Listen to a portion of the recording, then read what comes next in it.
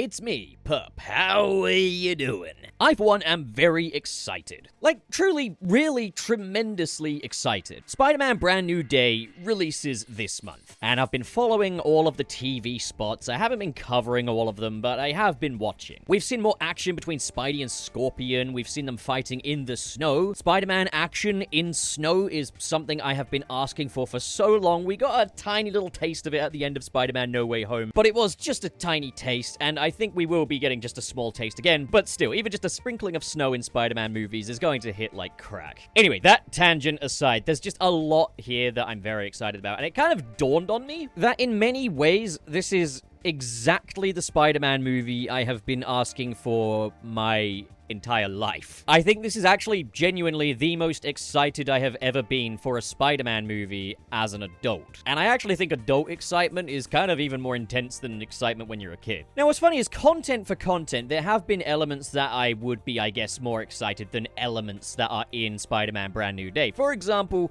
Mysterio is my absolute favorite Spider-Man villain, so theoretically you'd think I would be more excited for Far From Home than I am for Brand New Day. To that same end, Willem Dafoe's Green Goblin is one of my favorite live-action villains of all time. I absolutely adore the Tobey Maguire trilogy. I love the 2 Andrew Garfield movies. So you think that No Way Home is kind of the movie that I would be most excited for, but to be honest, no. Just in this case, it's this one. This is the most confident I've ever felt that we're going to get something truly special out of one of these Spider-Man movies since the Sam Raimi trilogy. With the exception of Across the Spider-Verse. I was incredibly excited for that one. I remember I bought the Marvel Legends action figures, even though they're like worse than the ones that you can get on AliExpress. But they were in front of me at the store, so I was just like, of course, yeah. Anybody want any Spider-Verse figures? I kind of, like, painted over a couple of bits, but it's water paint. You can easily get rid of that. Email me on my web zone if you want some Spider-Man figures. But I'm genuinely thinking, like, this could be the best live-action Spider-Man movie since the Sam Raimi trilogy, and I will admit that there is some bias there. For me, the conversation's always been kind of best of the rest, but I wanted to go really far into detail as to why I think this could be the best Spider-Man movie since the Raimi trilogy.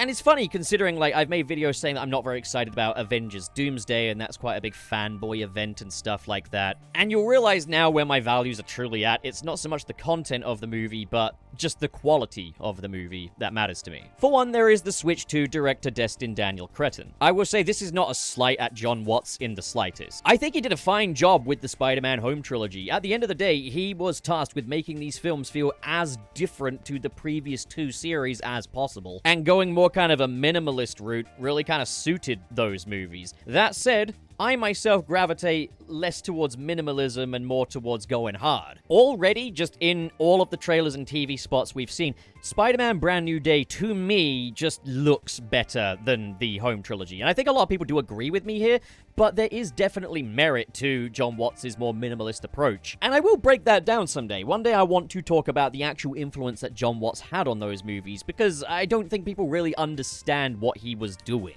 And for those 3 movies, I thought it was perfectly fine that we got a break from going so big and grand with it, but I am pleased to see that operatic sense of scope return here. I wasn't blown away by Shang-Chi and the Legend of the Ten Rings. I thought that film was aggressively average. However, I did like the action beats. Well, in the first and second act, the third act one was just it didn't do it for me. But the fact is, the guy knows how to direct action, and I really like the more visceral approach he's taken with it as well. I don't like to assume, but just from what I saw of the John Watts trilogy, there was less care about whether Spider-Man looked like a little cartoon when he was fighting his different enemies, and more focus was put on his ingenuity with, like, how he used his gadgets and webs. For Spider-Man Brand New Day, they have Jackie Chan's stunt team working on this film. Spider-Man will fight in a very martial artist style. He's a more experienced version of Spider-Man, and I just think the idea that Spider-Man fights like a martial artist sounds extremely exciting. Again, that's going to lend to the action beats. As far as action in a Spider-Man movie goes, I think Sam Raimi is the one to beat. Spider-Man 2 has, in my opinion, the most kinetic action beats in the entire series, but Destin Daniel Cretton specializes in that kinetic action, and now we've got the backing of Jackie Chan's stunt team. This feels like more of an evolution of Raimi's approach. Another thing I'm really enjoying here, though, is that you can see that Destin Daniel Cretton is a huge fan of the other Spider-Man movies,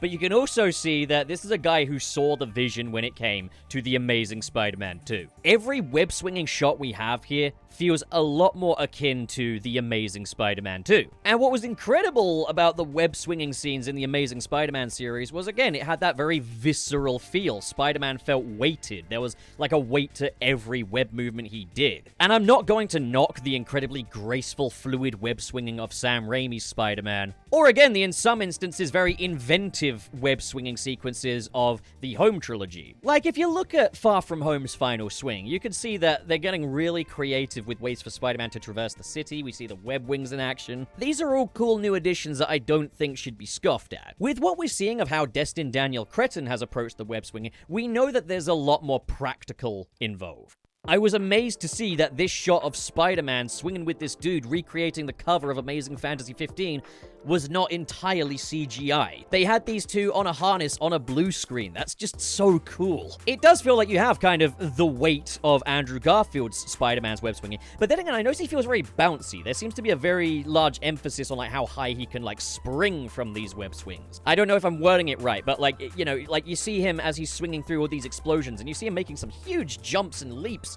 through the swinging, like a jumping spider. So like, we are seeing a web-swinging star with its own ideas to bring to the table here anyway, and plus we're also going to get to see him sucking at web-swinging as he's getting used to his new enhanced power. But there are shots where he's swinging along and it has that lovely vibrant blue sky look, and then there's times when it's a bit more golden hour, and like the blue sky look is very Amazing Spider-Man 2, the golden hour is very Raimi. And I think what's just really cool about this is we've seen so many superhero reboots over the years, we've seen all of them do everything in their power to separate themselves from what came before, just as MCU Spider-Man started off doing. Now that we've had No Way Home, now that we've acknowledged Tobey Maguire and Andrew Garfield in this new continuity, that gives us such a wacky but also kind of free canvas to build on. It's insane to me that there's a line of dialogue where Peter is seeing that he's got his organic webs and he says, "Oh, Peter too had these. He's cool, you're cool." And I was just like, my god, that's a TV spot for the new Spider-Man movie with Tom Holland, and here he is directly making reference to Tobey Maguire's Spider-Man. All those stories still matter, and I just think that's wonderful. No Way Home has given a really nice foundation to build further Spidey stories off of now. And even down to the suit, how they've brought on elements from the Andrew Garfield and Tobey Maguire suits. Though really much more the Andrew Garfield suit than the Tobey Maguire suit. It's like the Spider-Man No Way Home final swing suit with an Amazing Spider-Man 2 coat of paint. I guess you could say that the spider on his chest is a little bit more Raimi coded. I mean, at the end of the day, the Raimi costume did influence the Amazing Spider-Man 2 costume, in how the suit had like the raised webbing and it also had the little brick patterns on the fabric. Like, it's all very Raimi, and that is something that the Amazing Spider-Man 2 suit definitely inherited.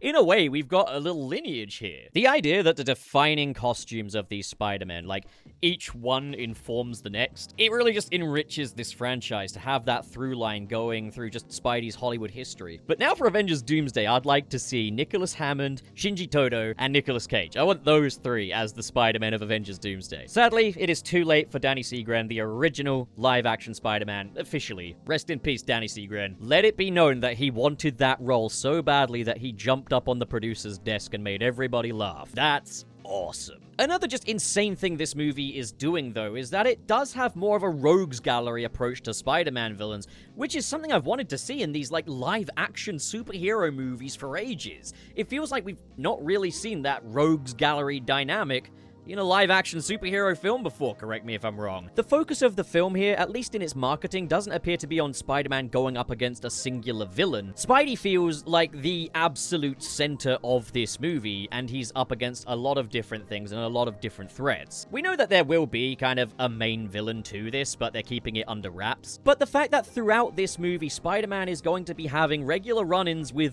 the Scorpion. We know there's going to be at least 2 battles with the Scorpion because we have seen the battle in the snow, and we have seen the battle at night. But from the looks of things, Scorpion is not the main villain of this movie. He is just someone that Spider-Man battles throughout it, like a recurring nemesis kind of deal. We don't know what exactly to expect from, say, Tarantula or Boomerang, whether they will just be relegated to kind of montages or whether they will get their own devoted action sequences. And then there's the Hand in there. We got Spider-Man battling them in a prison, and it's like, I have no idea what could be going on here. But it looks like we're getting an incredible action sequence as Spider-Man is kind of unleashing his new power on them. He's doing these little web twirls and stuff that we've never seen Spider-Man do in live action before. And it looks godly. God, this shit just goes so hard. Just look at this. Sadie Sink's character is a mystery. Who do I think it's gonna be? Personally, I'm leaning a little bit more towards Shathra, because Shathra is significantly more relevant to the other storyline that this film is based on. Shathra herself was not in the other, however, she relates to the spider totems, which were a major factor of the other. At the same time, I'm hoping they will not include the spider totems in Spider-Man Brand New Day. If you're not aware, the spider totems are basically the weavers of the web of life and destiny. And throughout time and space, different, spider people have basically been planted. So it's kind of a fucking destiny kind of thing, and that's really stupid, and I don't like it. Everything outside of that in the other comic I do like. I'm just hoping they won't really bring that aspect into this. That being said, Spider-Man No Way Home took a lot of cues in the story department from One More Day. That's just really funny to me. We got a back-to-back adaptations of One More Day and The Other. Two of Spidey's most controversial stories. What do you want to do next? Sins Past? That is really funny. But as an adaptation of One More Day, No Way Home did remove the most controversial elements of that story. It completely reworked them. I have a feeling that Brand New Day will do the same with The Other and just focus on the evolution of Spider-Man's powers. And that is the next thing that I would like to talk about. The themes of this movie really excite me. I love these themes that we're seeing here. One of the themes being evolution. I am that dude who will Google at 3 a.m. if it hurts caterpillars to turn into butterflies. So when I hear Keith David in the trailer saying how spiders have 3 life cycles, and who knows if Spidey's even gonna make it through this one, I get really, really excited. The stakes are high because Spidey's own body could effectively kill him in this instance. But also, as kind of a thematic link between the home trilogy before it and whatever the new direction for MCU Spider-Man films will be going forward after this one, the theme of entering a new life cycle. Evolution. That's perfect. That is the perfect way to effectively reboot the same version of the character. But then it gets even better because there is the coming-of-age element. MCU Spider-Man is a character that we have, in effect, grown up with. I mean, no, I am older than MCU Spider-Man, but still, I've been through stuff during that period. I've had my own little growth and evolution during that time. Just as I think everybody has. You never stop growing up. But there were always kind of the rumors of, this being a college trilogy after the previous one was, a high school trilogy. And it does seem that Peter is taking college classes in this one. But as he becomes a man, as he's becoming much more of an adult, it's kind of perfect to have an evolution story as the spider enters its 3rd life cycle, because spider life cycles do go in the 3 stages: egg, spiderling, and adult. And in Civil War, Tony Stark even asks if he's called the Spiderling. You're the Spiderling. Now, I'm not saying they set this up. I really don't think they did. I don't think they had any plan at the time of Captain America Civil War for Spider-Man, or what the story would what shape it would take. But I'm not ruling out that maybe they looked at that moment in Captain America Civil War and kind of built off of it. Or maybe it is just the fact that Spidey's a young guy in that film and spiderlings are baby spiders. I don't know, but there's a catharsis to this. Accidental, intentional, I don't care. I'm going to feel the catharsis, and god damn it, you're gonna let me enjoy it! Look, it's just very cool, okay? It's just very, very cool. Bugs evolving into shit is cool. Put that in a Spider-Man movie, make it a theme, make it a way of passaging over into a new version of the character that's a bit more of a mature take, and he's got the best costume he's ever worn, and now he's gonna be a better fighter than ever before.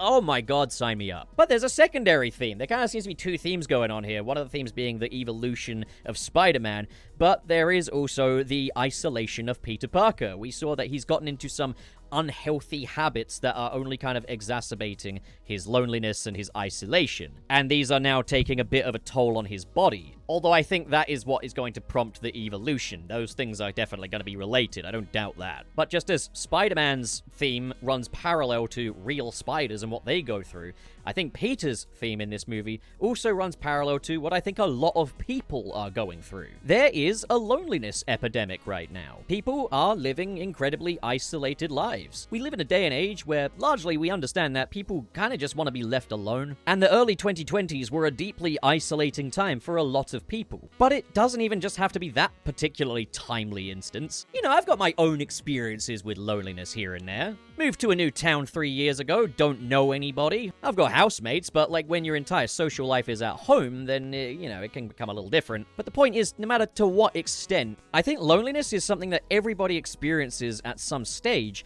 and it's something that's oddly stigmatized, comes with a lot of shame for some reason. And I heard that Tom Holland, and he is a producer on this film, this is his first time actually producing a Spider-Man film, he'd mentioned that he wanted this to relate to real-world loneliness and isolation that a lot of people in the real world have experienced. And that's another thing that's also very exciting to me, is I really do think that Tom Holland is the real deal. Like, him as a producer on this, he does care about the fans. He's made that very clear. I used to say that maybe this is publicity stuff, maybe that this is just kind of his celebrity public image, and that wasn't by any means an unrealistic assumption. However, I have actually worked with like people that have worked with Tom Holland, that have driven him, that have been medics on sets that he's worked on, and from everything I've heard, he is absolutely the real deal. A genuinely respectable dude. And I think with him being so central to this movie, and with him playing a more mature Spider-Man, that he's gotten to inform a little bit more, I think there is a chance that Tom Holland could become a lot of people's favorite Spider-Man after this. Just looking at everything here, we've got a Spider-Man movie with stuff on its mind. We've got themes for Spider-Man that run parallel to real spiders, while we've got themes for Peter that run parallel to real people. It's like they said, fuck it, we don't just want people to relate to this movie, we want spiders to relate to it as well. What an out-of-the-box idea. We've got a rogues gallery of villains, and not every one of them needs to be the main one. Scorpion has a little familiarity with Spider-Man because of Homecoming, which is so cool. It's nice to see a villain that actually knows the character. Also, Michael Giacchino is back on the soundtrack, but he's done a very different kind of treatment. It's got kind of a more animalistic, kind of almost savage tone to it.